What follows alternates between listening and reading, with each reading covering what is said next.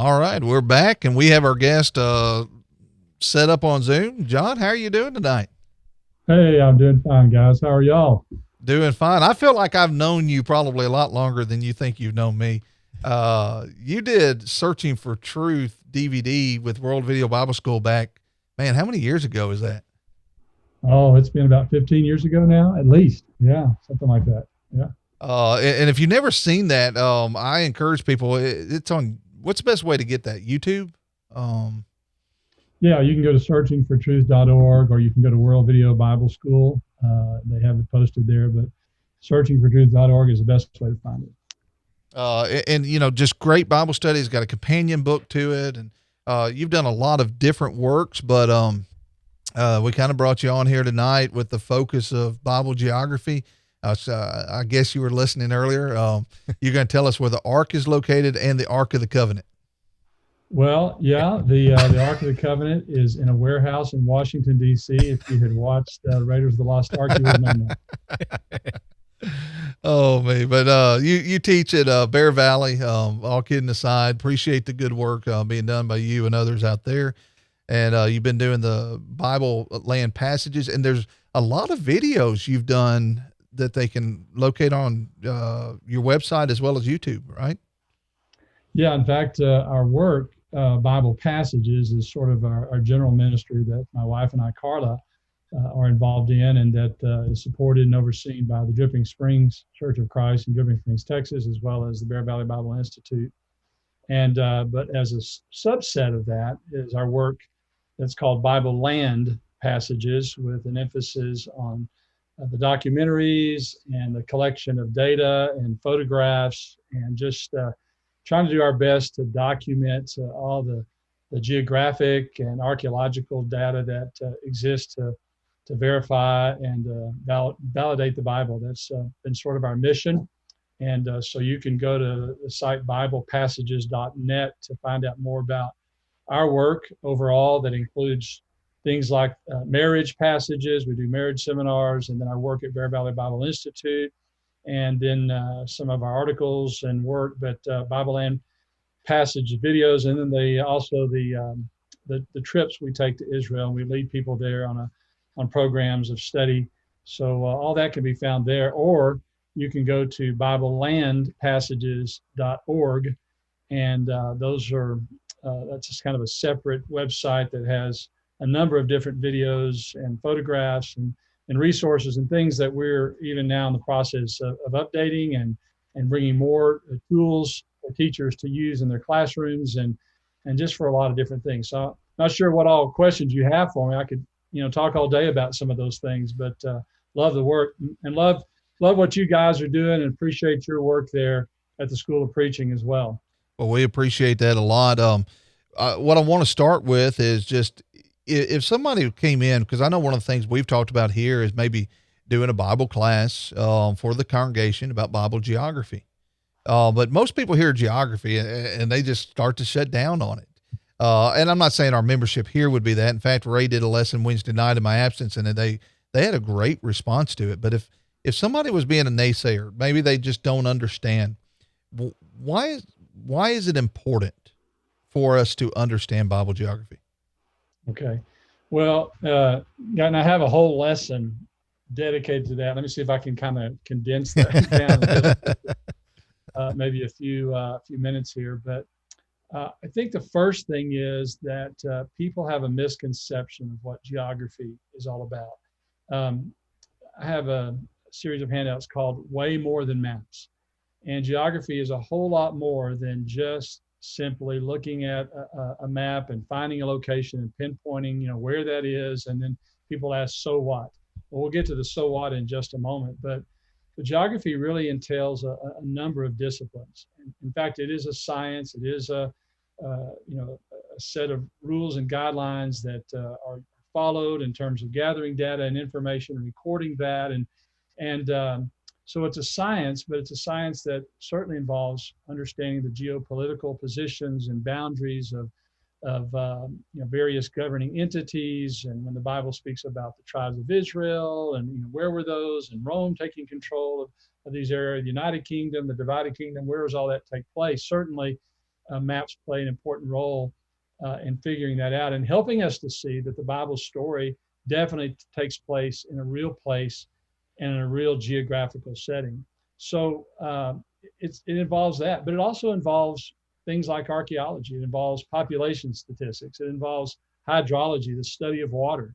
It involves the study of soils and understanding agricultural practices, that all of which, the more we know about those things, not only the better are we going to understand the culture and the world that the Bible story was written in, but it's just going to enhance our appreciation for the Bible, but also enhance our faith in knowing that, wow, I mean, the Bible was accurate. It was right when it wrote about, the agricultural practices, or where political entities existed, and where they came from, and who was interacting with who. And so it really does involve a whole lot of different disciplines. And again, it's pretty exciting. So from that standpoint, understanding geography really offers something for everybody. If you like learning about how they got water, if you like learning about government entities and politics, and you like learning about population statistics, or you like learning about just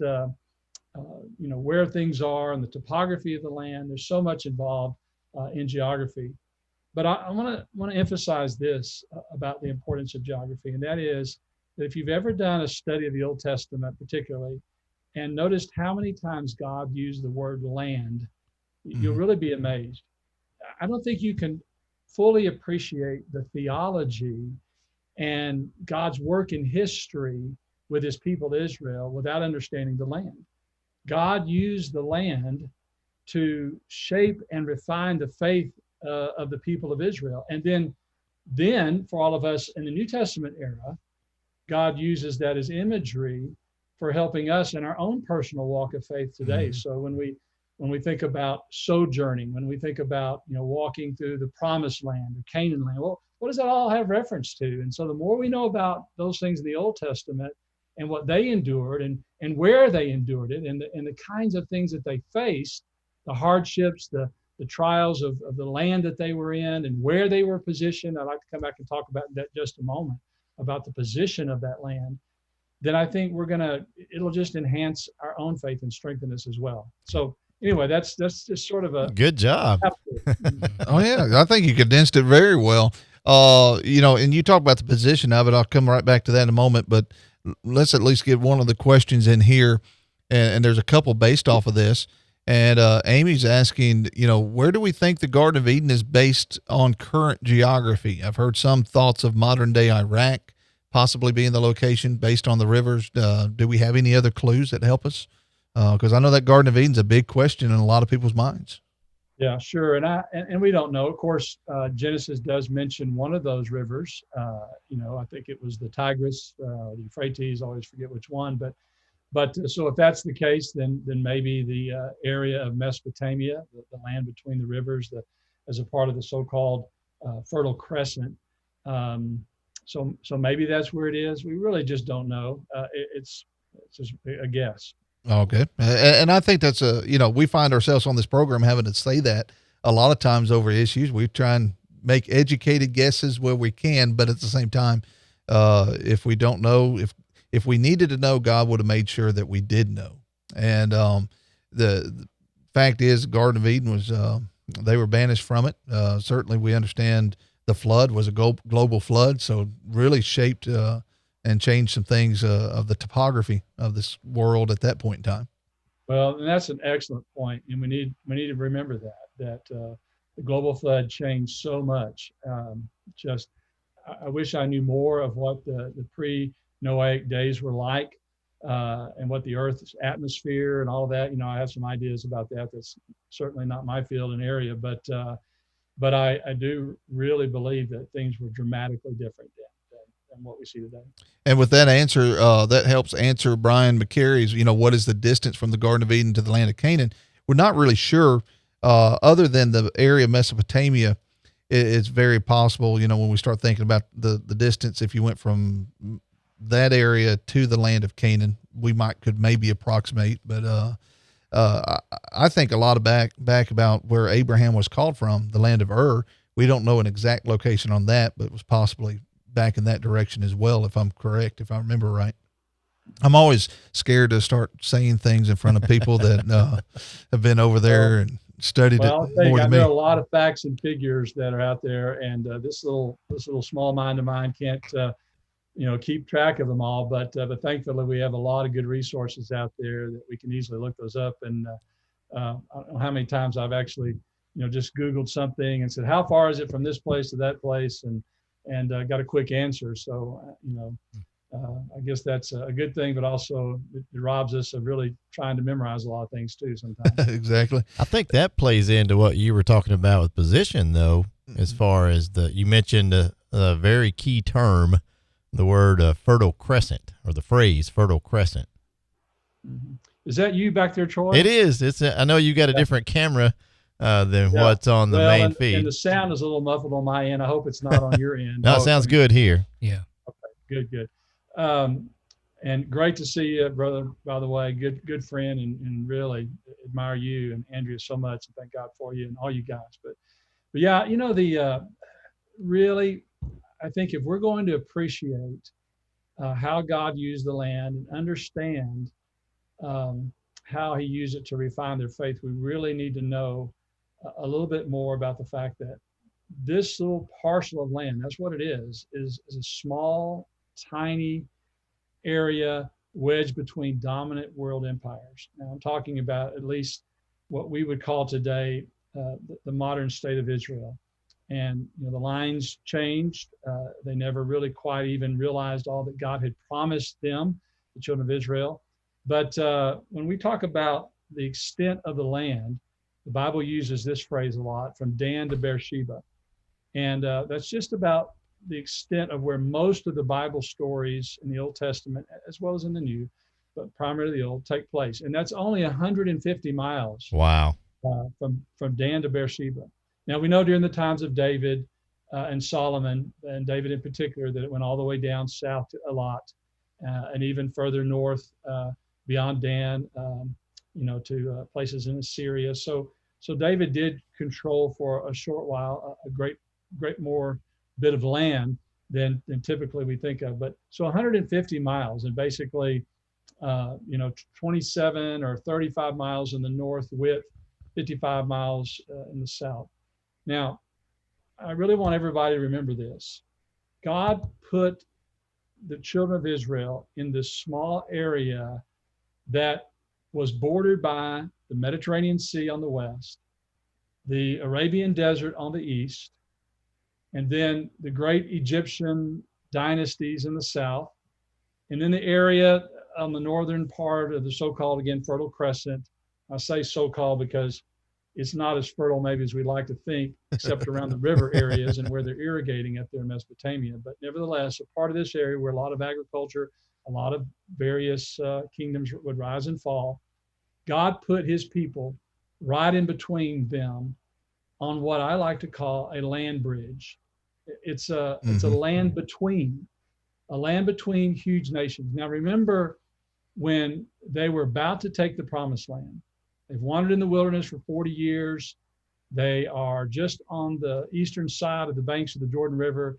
And God tells Moses, I want you to give my people instruction about what they are to do when they come into the land. Now, I always think of Deuteronomy not just as the second giving of the law, but more of an application of the Pentateuch, an application of the law that was given on Mount Sinai.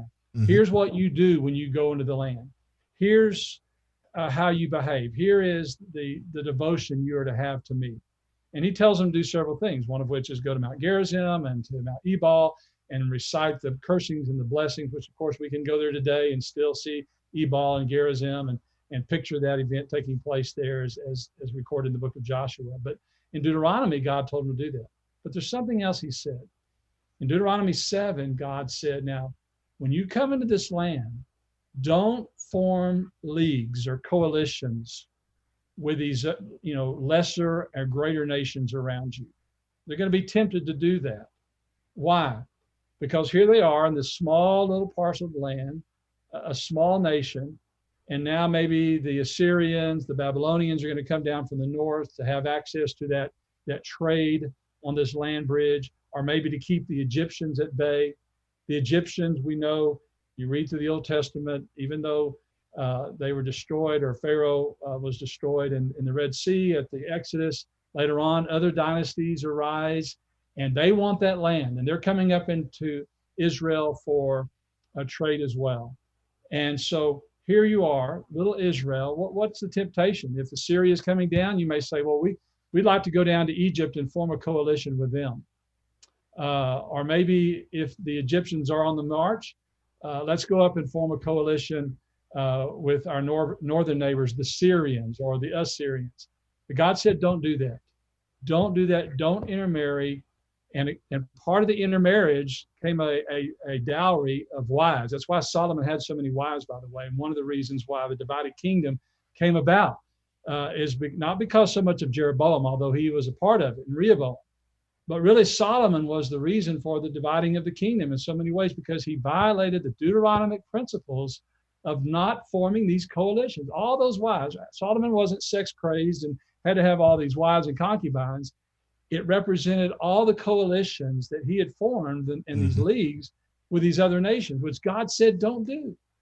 Trust me. Well, God, we're in this little tiny spot here, and everybody's wanting our land to come through here in terms of trade, and you want us to trust you? God says yes.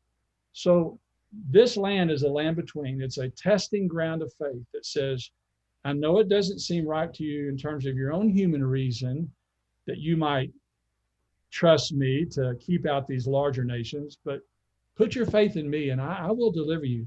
One of the great examples of this is in 2 Chronicles, chapters 14 through 16. And you might remember, this is the divided kingdom period, and Asa has come to the throne, and Asa right away does some great things, right? He has all these reforms. And then as a king of the south, now of Judah, in this divided kingdom period, you remember the Bible says that the Ethiopians from Africa, from the Egyptian area, are on the march. And this guy named Zerah of Ethiopia is coming up into Mareshah, which is a place in the Shpela, or the foothills of the Judean hill country.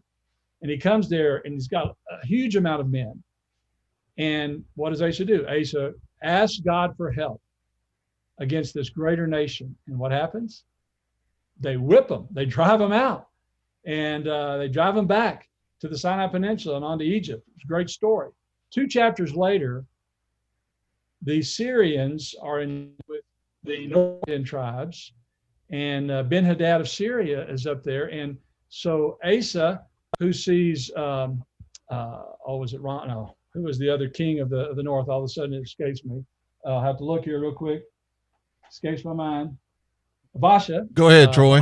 Help him out, Troy.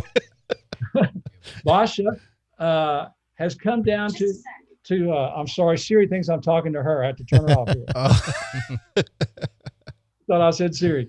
But Basha, the northern king, he's come down into this Benjamite plateau area, the area that belongs to the nation of Judah. And he's going to build up Ramah. And so here's Asa, and he says, oh, wow, we can't do that. He offers an opportunity for the king of Syria to break the coalition that Basha had with him so that they can kind of drive them out together. And he doesn't ask God. He just takes it on his own to do what he wants to do, and then also violates Deuteronomy 7. Now, he wins the battle against Basha, but he loses against Ben-Hadad, Syria, and he has a golden opportunity to really drive him out and to keep him at bay. But because he didn't ask God, he ended up not receiving near the blessings that he could have received. So that's just one among many examples of the violation of this Deuteronomic principle of these nations and the territory, and God putting them there saying, you trust in me. Anyway, I went on too long about that, but that's one example. And not even really, we could even talk about climate in the Deuteronomy 11. If you want to go there, we can talk about that. Well, it's an awesome thought about the location there. A couple things I want to make, points I want to make on that, but real quick, we did get another question in. Is there any Bible reference on all land being connected at one time? Have you done much as far as that concept in your studies? No, I really am not familiar with any scripture that would prove, and then the tectonic movement of things and the breaking apart of all of that. To me, it makes perfect sense that when the flood occurred, that the waters broke up from underneath the earth, and that I just don't believe the earth was covered in water, at least as much as it is today. 70% or so of the earth is covered from it. Where did that water come from? From the atmosphere, from the waters, the fountains of the deep, and it dramatically then changed the world. So yeah, there's just a lot we don't know about that. And I think that's a great way of answering that question. That's really a study when you get into this flood stuff in and of itself. I think you kind of reference that's almost a different even study. Because I know you can get into the atmospheric changes, even the petrified forest. I've read a lot of different things on that through the years. Yeah, you need a Christian geologist on here to maybe help you with some of that. Yeah. But going back to the idea of centrally located, and you mentioned about 125 miles in the distance, that played a pretty important part just by their commandments of how they worshiped in the fulfillment of the feast days, did it not? Yeah. I didn't think about that until recently teaching Life of Christ. R.C. Foster was pointing that out. Well, if I'm on the same, mindset of you about that the idea that where those feasts were to occur was to be in Jerusalem. That mm-hmm. was the appointed place. Now, we take it for granted today, just get in the car and it's nothing to drive 150 miles, and Dan to Beersheba is 150 miles. So obviously if you're living in the north in Samaria, or you're living up near Dan, you want to come down Jerusalem, you're looking at probably 100 miles there. That's a long way to go by foot, but yet people did it. They made that trek. It was an important pilgrimage to make back to Jerusalem. And yet, the story, Jeroboam saw what was going to happen, that if the northern 10 tribes and the members of that tribe began to come back to Jerusalem, they would begin to build an affinity again for Jerusalem and the king there. So he substituted a place of worship, one at Dan and another at Bethel, just north of the Benjamite territory, as an area a matter of convenience for them to worship. But those weren't the only places. Archaeology has also discovered that there were altars. There are other places where forms of worship, of course, unauthorized forms of worship, were being given to Yahweh, to God, under the Old Testament. For example, in Beersheba, there is a stoned altar that was found in second use or repurposed and put in a wall during the Iron Age period or the Divided Kingdom period. And it was broken apart, maybe during the days of Josiah or Hezekiah. But there was an altar there, and it was made out of cut stone, of course, which is a violation of the Pentateuch, but had horned altars. What was that doing in Beersheba? What were they? How, after, again, this period of the Mosaic economy, were they building an altar? God had prohibited that. Or you go down to a little further east in the biblical Negev. So Beersheba's in the south, in this Negev basin, and you go a little further east, and just west of the southern tip of the Dead Sea is a place called Arad.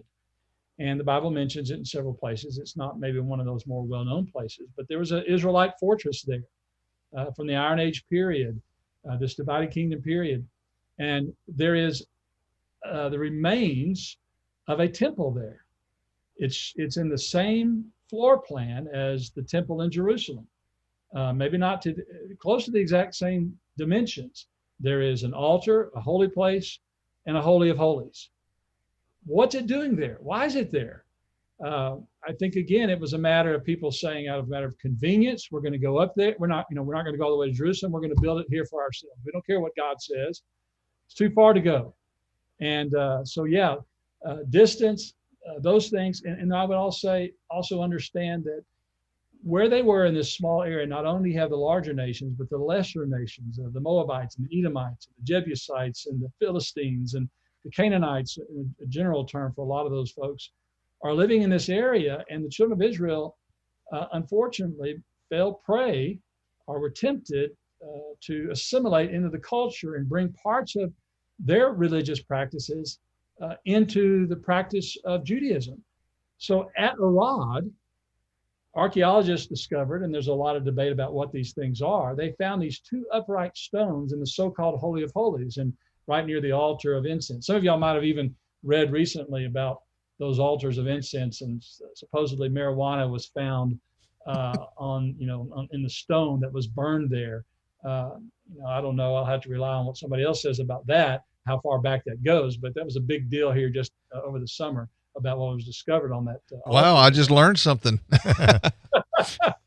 Yeah. So what in the world, but two upright stones, why were they there?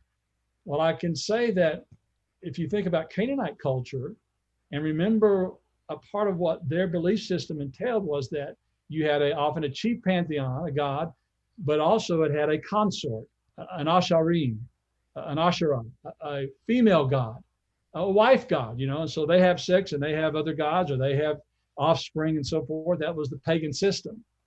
We do know on another piece of ostraca, or a piece of ostraca, a piece of pottery, there was inscribed a tribute to Yahweh, God, and his Asherah, his wife god.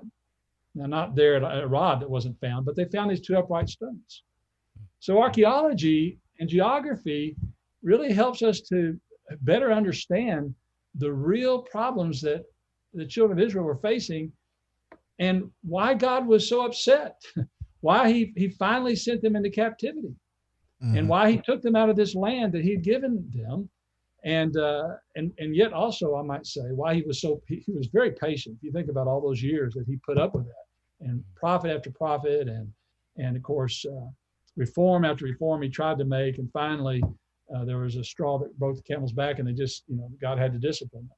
So anyway, I know we're going all over the place, but oh no, I mean it's such a wide topic we gave you to say Bible geography. I mean, you teach a course that I guarantee you wish you probably had more time, even in that whole course, to cover this material. Well, I was also just thinking of the fact that one of the key things that John does now, these Bible land passages, leading tours over there to that land. You're getting a glimpse of the passion that John has for this. Imagine being over there and him explaining these things or showing these things to you. So I always enjoy your explanations, Brother John. Well, thank you, Troy. And one thing that we try to do in our geography classes here, as well as in the videos, is to make the Bible stories and the context of that story or the events three-dimensional. So many times we open up our Bibles and look at those maps and at the back of our Bible, and they're unexciting and they're flat. You don't get a real sense of the topography or the challenges or maybe the availability of land use and resources that are there, and what God's people were really facing, and what blessings they also had by living in this land flowing with milk and honey, as it were. Mm-hmm. So the part of what we try to do is make that Bible story three-dimensional. And then when we go to Israel and take the groups there, we try to bring all these disciplines together of history, of archaeology, of geography, and to experience that from an academic perspective, but also from a personal one. Mm-hmm. And, again, sometimes people call it the Holy Land. I don't particularly like to call it the Holy Land, other than the one reference in Scripture that does make the point that it is a land set apart for God's people, the children of Israel. But it's not holy in the sense that if you touch it, you're going to derive any sort of emotional feeling or subjective experience from it. But I don't fault people for using that terminology. But I like to call it the land of the Bible, or the Bible lands, or the modern day state of Israel. But when you are going there is a sense in which it's pretty emotional. It's, one writer says it's sort of like the fifth gospel. Well, I don't know that I would use that terminology, but in a sense, you do get to see it from a different perspective. Like Matthew, Mark, Luke, John all had their perspectives being there, walking on that ground. All of a sudden, what you've maybe could have learned in years and years of study through books, you now in just a few weeks or however long you can stay there, just grow exponentially in and figuring out things and coming to appreciate what took place where it did. And let me just say this also. I want to really encourage everyone to really teach Bible geography in every congregation, get excited about it, because of some of the things I've already mentioned, showing how God used it as a testing ground of faith and the importance of the land as an important part of the story, but also as an apologetic value, to show to people that the Bible just isn't a book of do's and don'ts and black ink and great principles to live by and so forth. That the story, the events, the accounts of these events are rooted in a real place in history. That was the real the real impetus behind the making of our documentaries, is to show people this, to document the evidence, to reveal to them that the Bible is real, that it can be trusted, that it's verifiable in terms of its historical accuracy, in terms of its geography. I mean, I'm just amazed. I've been to now a little over 80 different sites, and I went there and I said, okay, what does the Bible say about this? And I realized that some maybe sites, there wasn't a sign that was, discovered there that says this is Marishah or this is Lachish or whatever. Although Lachish, we'll say that one is true for sure. But there wasn't a sign that says population 2000 or whatever that was here. But I mean, when the Bible gives you and says now, down in the Negev, there were these towns, and you can go there and you can find the remains of these ancient tells, and you can find rivers, and you can see when God, for example, drew the territorial line for the tribe of Benjamin at the Hinnom Valley. Well, it's just south of Jerusalem, and you can see the Hinnom Valley, and you can understand. It all makes sense. It's like a roadmap. So I want to really encourage people to help our young people, especially, to see this. A few years ago, I was preaching in a gospel meeting in Texas, and I had visited a school, the largest Christian secondary school that is in Texas. And one of the teachers had asked me to come over and talk to their students about the Bible lands. And so I had a video presentation or a slideshow, and I basically told the story of Jesus from a pictorial standpoint. And then the teacher these were middle school students now, mostly made up of not members of the church. They're probably about 25% of them were members of the church, but people from the community and come there to this Christian school. And she asked them to write an impression paper about, their thoughts about my presentation. And she sent those to me, and it was amazing how many kids said, wow, I had no idea that the Bible was a real story. Oh, wow. They just thought it was do's and don'ts. That's amazing. Yeah. And so for them to see it, some of them said, wow, it really changed my perspective on this whole thing. Some of y'all might remember Rush Limbaugh went over there on a visit a few years ago, his brother, as a preacher of some denomination. And even Rush was saying, wow, I saw these places and I didn't know they existed, So, and, he's I would say a Bible believer, but yet he didn't know. So Bible geography is a tremendous tool in the hands of the apologist. Oh, it is. It is. And I appreciate you being on tonight. I wish we had more time. Yeah. But we got some questions that are coming in. We need to try and get to very, very quickly. And so thank you, John. Hopefully we can just schedule you on again sometime. Would that be good with you? Yeah, absolutely. I love talking about this stuff, but I don't know all the answers. That's for sure. We don't either. So real quick, you don't know where Sodom and Gomorrah is, right? Who? Sodom and Gomorrah. Oh, well, the best guess that people have, and I think it's a pretty good guess, is somewhere around the Dead Sea area. All right. That was one of the questions that came in, but thank you so much. To those that are watching, stay tuned. We're going to be right back with you right after this break.